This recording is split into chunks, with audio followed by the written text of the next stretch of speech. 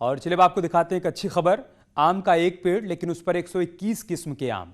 सुनकर आप हैरान हो सकते हैं, लेकिन ये बिल्कुल सच है। सहारनपुर में आम का एक ऐसा पेड़ है जिस पर आपको दशहरी, चौसा, सफेदा, आम्रपाली जैसे सभी आमों का स्वाद एक साथ मिल जाएगा।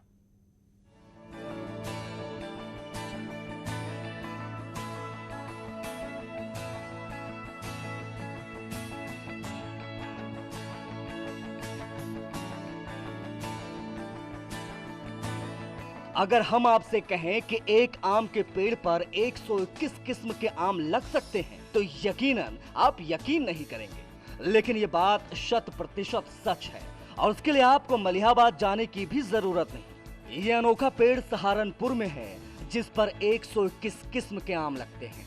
सहारनपुर के कंपनी बाग में आम के एक पेड़ पर 121 किस्म के फल की पैदावार हो रही है। करीब 5 साल पहले कंपनी बाग में ये अनोखा प्रयोग किया गया था जिसका मकसद आम की नई नई किस्म पर शोध करना था और आज ये प्रयोग बड़ा फलदायक दिखाई दे रहा है। आम उत्पादन के मामले में सहारनपुर का नाम सबसे ऊपर है। जिले की फल पट्टी में आम की बागवानी जमकर की जाती है और इस कारण सहारनपुर में आम की नई नई किस्मों पर शोध भी होते रहे हैं। हमारा बिजू जहाँ वहीं रहेगा, जिस पौधे का हमें आम चाहिए उस पौधे के हम टहनी लेते हैं, उस टहनी को ला के यहाँ बांधते हैं तो वो हमारा आम तैयार हो जाता है। तो उसी को देखते हुए, दृष्टिगत रखते हुए ये 15 साल का पौधा है।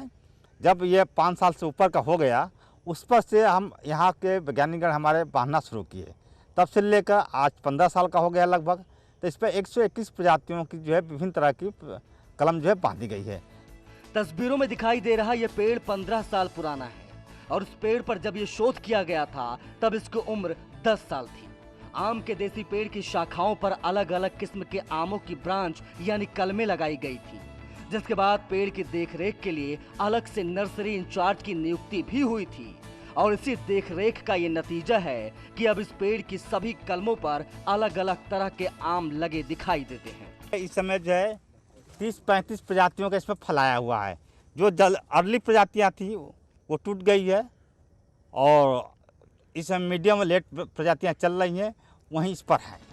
बात अगर इस पेड़ पर उगने वाले आम की किस्मों की करें तो इस पेड़ पर आपको दशहरी, लंगड़ा, चौसा, रामकेला, आम्रपाली, सहारनपुर अरुण, सहारनपुर सौरभ और लखनऊ के सफेदा जैसे कुल 121 आमों का स्वाद लेने का मौका मिल जाएगा।